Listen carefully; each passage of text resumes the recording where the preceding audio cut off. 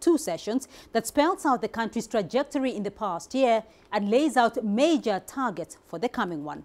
And as the world observes China's course in the midst of a forecasted economic slowdown, details of the government work report will now be all the more important. CGTN reporter Hu Na was at the unveiling of the government work report in Beijing and filed this report.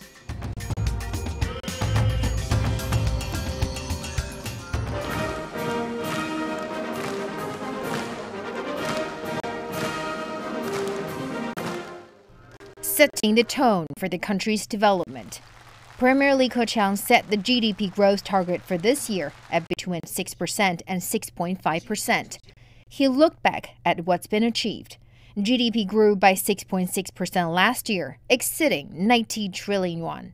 He admits the country faces mounting uncertainties in the international economic landscape. He called for more innovation and vowed to deepen reform in various sectors.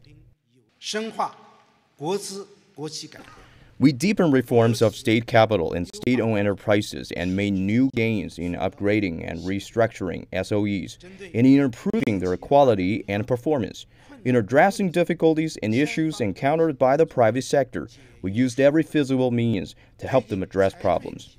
In addition to the overall macroeconomy, the work report also reiterates the government's commitment to the state-owned enterprise reform and the support for the private sectors, in particular, the funding available for small and medium-sized enterprises. I hope the government can reduce tax and fees on small and medium-sized enterprises so that they can make profits. In laying out future tasks, Premier Li vowed larger-scale tax cuts. The government will deepen the value-added tax reform, reducing the current rate of 16% in manufacturing and other industries to 13%, and lower the rate in transportation, construction, and other industries from 10 to 9%. He promised to further open up and foster international economic cooperation and competition. We will open more sectors and improve the scope of opening up, continue to promote opening up based on flows of goods and factors of production, and give greater emphasis to opening up based on rules and related institutions. Policymakers will seek to create 11 million jobs this year, and the surveyed unemployment rate in urban areas will be kept at around 5.5%. The spillover effect of interest rate hikes in the United States and uncertainties arising from trade disputes among major powers risk driving down global economic and trade growth this year. Li admits that China, as a result, will face challenges, making these targets set today all the more important. Hu Na, CGTN, Beijing.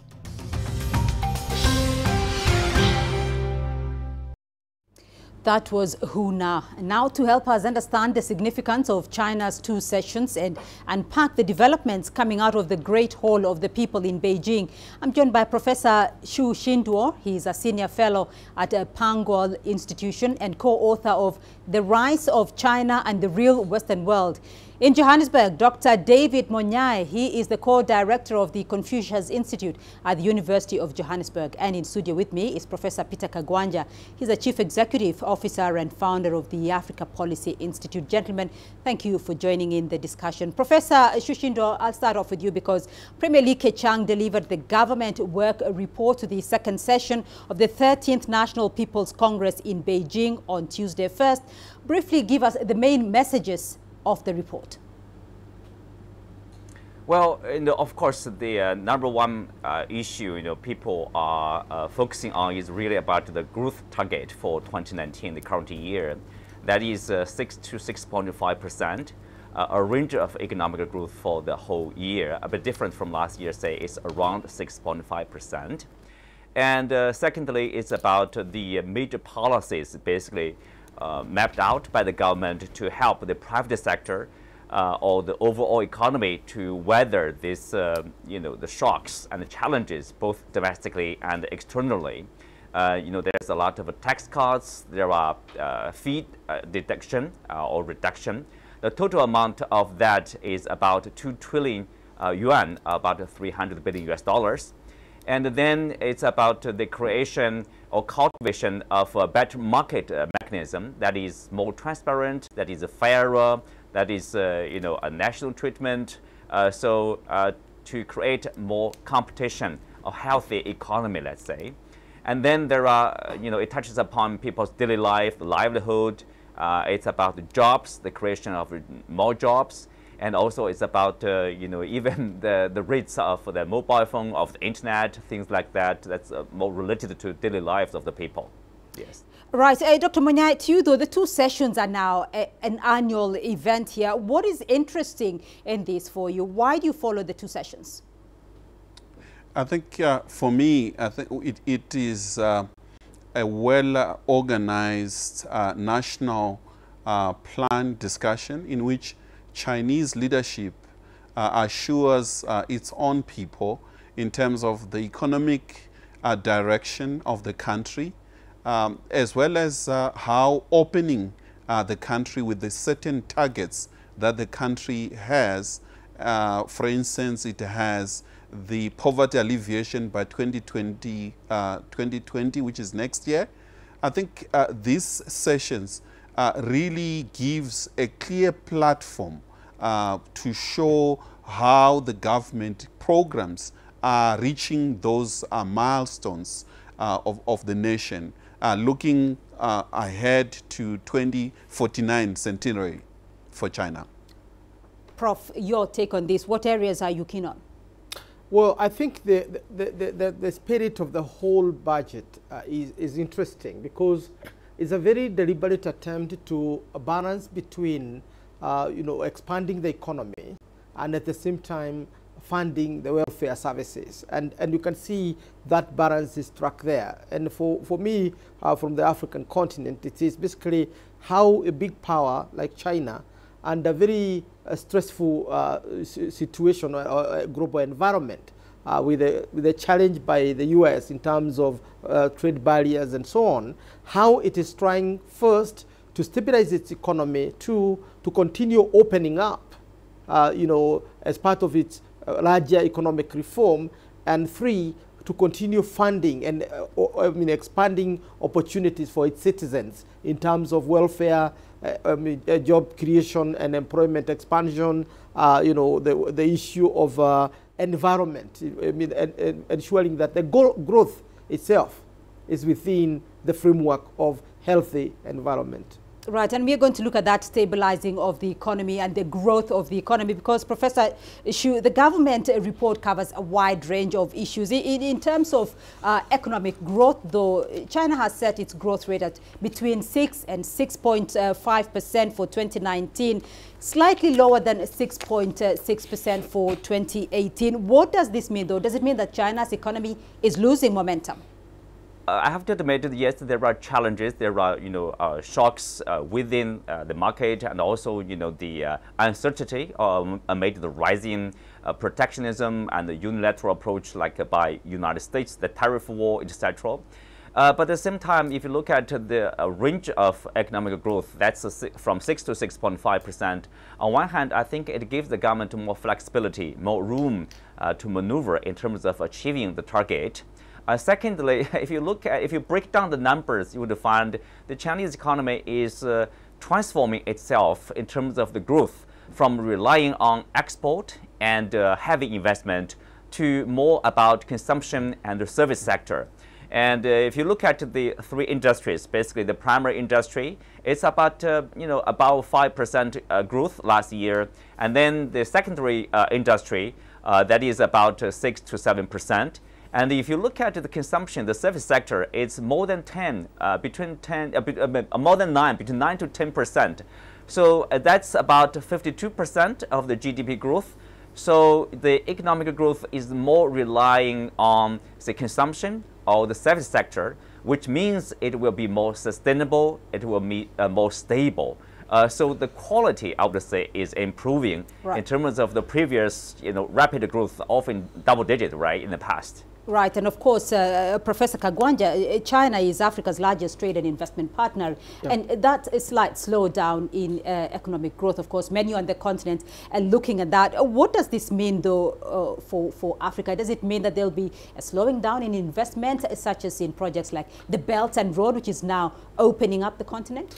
I think I wouldn't be as pessimistic as to say that there's going to be a drastic shift. I think what China is trying to do is to stabilize its own economy, to be more accountable to its citizens by way of expanding social services, reducing taxes for the population. And what that will mean is that less taxation will mean ability by the Chinese to invest abroad. So I think Africa is going to experience some slowdown, but not a significant one. Also remember that China-Africa relations is a very structured relationship. It's not an ad hoc, kind of a knee-jerk reaction. That is what the summit last year was all about. The FOCAC summit was about pegging down the core areas of partnership and engagement between Africa and China. And more importantly, some of the trade negotiations, including funding the trade between the two civilizations, right, is all about stabilizing relationship so that it is predictable, it is dependable, and its results can be seen, can be predicted in regard to Africa's development. So I think the shifts and ebbs and flows in the economy may not radically affect China-Africa relations. Right. Dr. Munyai, do you agree, though, that the shift and the ebb of the Chinese economy may not radically change the perception that Africa and China trade and investment partnerships the way they go? Indeed. I think Addis Ababa and all African capitals must be watching the two sessions quite seriously with an aim of seeing the innovative way in which Chinese leadership is dealing with domestic challenges, regional as well as global, simultaneously. I think we all agree that there is overconsumption, overcapacity of the, look at SOEs and just general Chinese economy, and the massive movement globally, and more so on our own continent.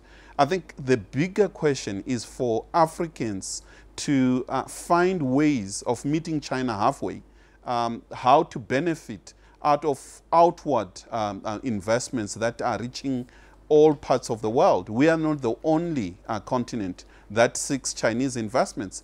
Regionally, I think with overcapacity in China, your Bangladesh, your Pakistan are also competing with us in terms of getting this investment. Therefore, I think we need to look into African environment in terms of the regulatory environment to ensure that we catch on key issues. For instance, on tourism. Chinese tourists in the world in next 5 years or so, it will constitute 1/4 of the entire tourism industry. Therefore, I think Africa can benefit. One Belt, One Road, it's one area, massive infrastructure development, and ensure that we benefit and reaching out our goods, get into China and broadly in the world in terms of the global value chain. I think these are key issues that we need to be grappling as we learn from China through the annually 2 session that is ongoing in Beijing as we speak. Right. Professor Shu, Dr. Munyai has mentioned an interesting point regarding the role of emerging markets, or how emerging markets are taking advantage of Chinese investments. Explain that balance for us, though, because China still expects to speed up growth in emerging markets. How is China going to grow its own, internal economy while still boosting growth in emerging markets? Well, the concerns are legitimate. Let me explain. Actually, there's probably no need to be concerned that much about the Chinese economy. For example, last year, the growth rate is 6.6%. The total GDP has reached more than 90 trillion yuan, or 13.6 trillion US dollars. That's the total GDP of the Chinese economy in 2018. So the growth is basically, the addition is 1.4 trillion US dollars. that amount basically equals the size of Australian economy. So basically at the growth rate above 6%, 6.5, 6.6, that means every year there's an addition of Australia to the Chinese economy. So the speed may be slowing a bit, but the total amount, the GDP itself, is very large. I mean, the Chinese economy is maturing, and 6%, above 6% economic growth remains outstanding. I would say the envy of a lot of economies. Right, we'll pick up where the world and China is heading from there. Gentlemen, thank you very much to stay with us for the moment. We'll take a short break now, but do stay tuned. The conversation continues on Talk Africa in a moment. Don't go away.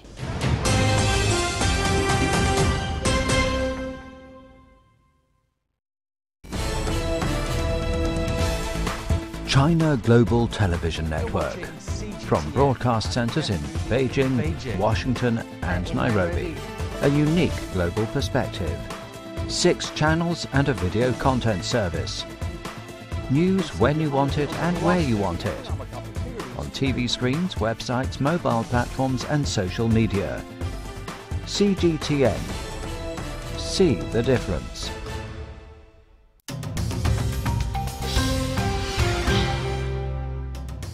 We will fully implement the 8 actions which were announced in the Beijing summit of FOCAC last year by deeply and jointly implementing the One Belt and One Road initiative. We will build a community of common destiny for both sides. China-Africa cooperation has always been open. Africa's development also needs more input from the international community. China is ready to play a big role in Sino-Africa cooperation so as to attract more countries to pay attention to, attach importance to, and invest in Africa. We should also use our own strengths and work together for peace and development in Africa. Welcome back to Talk Africa. Now, my guests are still with me, Professor Su Xinduo in Beijing, Dr. David Monyai in Johannesburg, and Professor Peter Kagwanja with me in studio. Let's continue with that discussion. Professor Xu, technology and AI have been top priorities as well for 2019. China says it will further cut the rates for broadband and mobile internet services as the country steps up the push to nurture innovation and speed up the growth of emerging industries. What do developments of these technologies, though, mean for China's growth? Well, as I mentioned earlier a little bit about the growth pattern of the Chinese economy or growth model, in the past it is mostly investment driven or export driven. Now it's transforming itself into an economy that is more relying on consumption and services and innovation driven and or technology driven. So the Chinese investment in R&D is one of the highest among the world. And if you look at the R&D of the Chinese economy, so they are also increasing.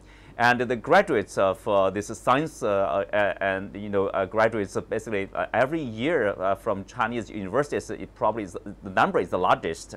And so I think they just fit very well for the Chinese new growth model that is focusing on technology, for example, like artificial intelligence, 5G, Internet of Things, big data. And China is one of the probably most advanced, I would say on par with the United States in some of the technologies. So especially like AI, artificial intelligence, basically if you look at the whole world, it's China and the United States leading the way forward. So both countries have their own advantages in terms of this technology.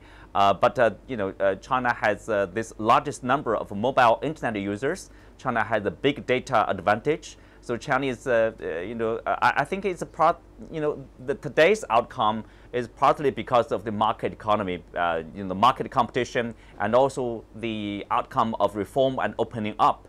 If you keep, that's one of the solutions basically to the difficulties right now the Chinese economy is facing. The China is ready to further, deepening further the reforming measures and also opening the country further to the outside world to welcome more investment, more participation from other countries. So the technology, Professor Kagwanja, is now taking center stage in Chinese economy, though, and there is a race towards 5G. China is becoming a global leader here. So in terms of Africa, though, as the world embraces the fourth industrial revolution, where does this leave Africa? I think at the level of technology, for the first time in many centuries, Africa is beginning to become a factor in industrialization, in technology, in science and technology. We have countries like Kenya where we have seen major innovations within the IT sector, like the electronic money transfer, which we call here M-Pesa, and so on. So I think Africa can benefit a lot from this.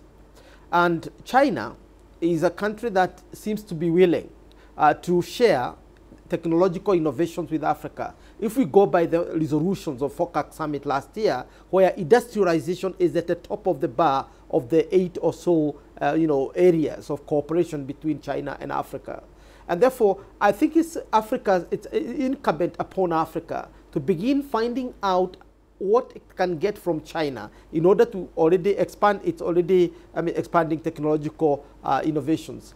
One area I would suggest is to deepen the issue of technology transfer by way of training local Africans. And I think the FOCAC Summit, the resolutions were about helping Africa to acquire skills from China. And the more we take Africans to China and bring them back home as a way of advancing our own technology, the better. Do you think, though, Dr. Munyai, that Africa can adapt to the fourth industrial revolution without necessarily having completely industrialized? There's a great chance that given the lack of infrastructure, we have been behind on the third industrial revolution, and to some extent in some small African countries, they are even at the first industrial revolution. We can leapfrog. This gives us an advantage. What my brother, Professor Peter Kagwanja, has mentioned, what's happening in Kenya, can be taken into Congo, for instance, vast land. People are able to have these platforms in terms of money exchange, but we can go beyond that. We need to use space, for instance. You need high technology and in space to ensure that our agriculture and non-military purposes, we can develop faster. We have food security and deal with issues of health. So there are quite a number of areas in which China and Africa could learn from each other. And I think more and more for our African students entering Chinese university, more special attention should be paid on high and new technology, science and technology in particular. Professor Kagwanja, you have some thoughts there. Yes, and I think the challenge for Africa is not joining the fourth level of industrialization. It's how to ensure that consumption and production go hand in hand.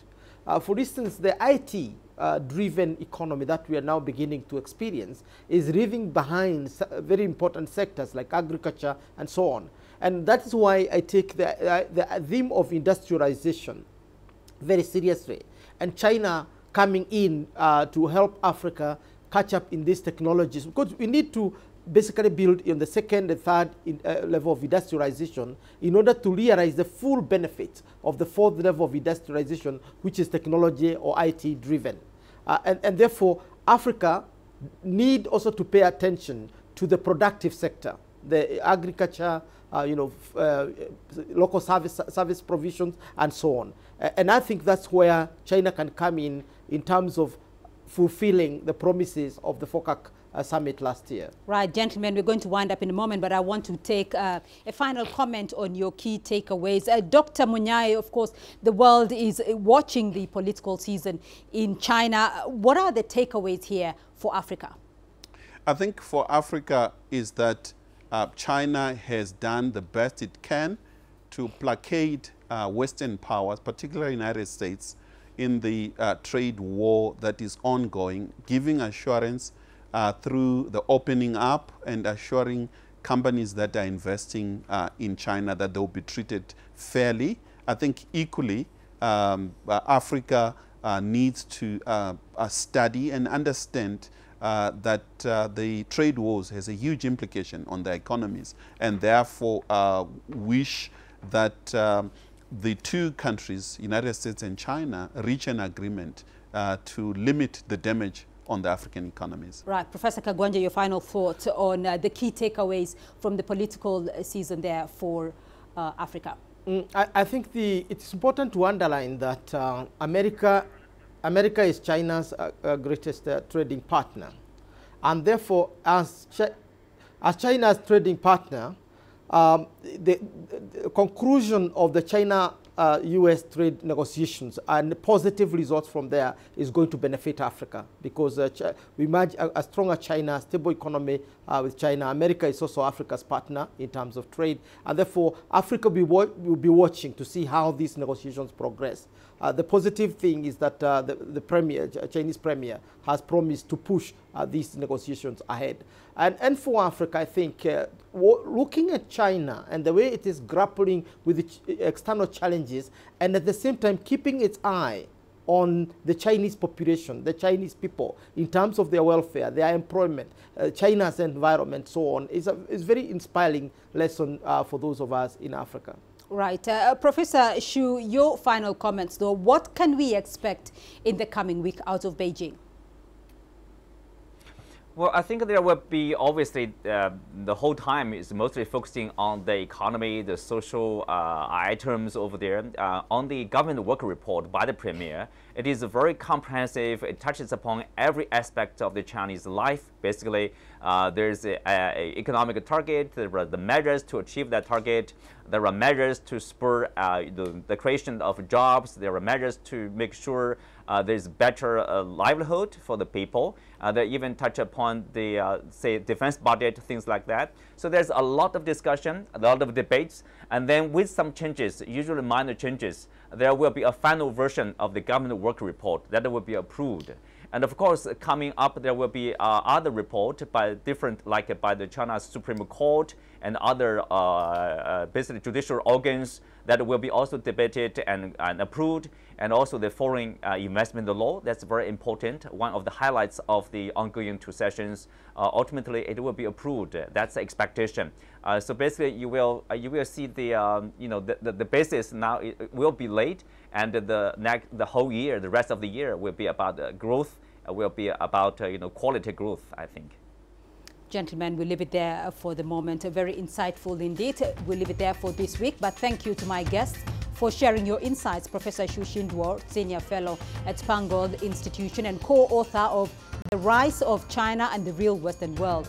In Johannesburg, Dr. David Monyai, co-director of the Confucius Institute at the University of Johannesburg.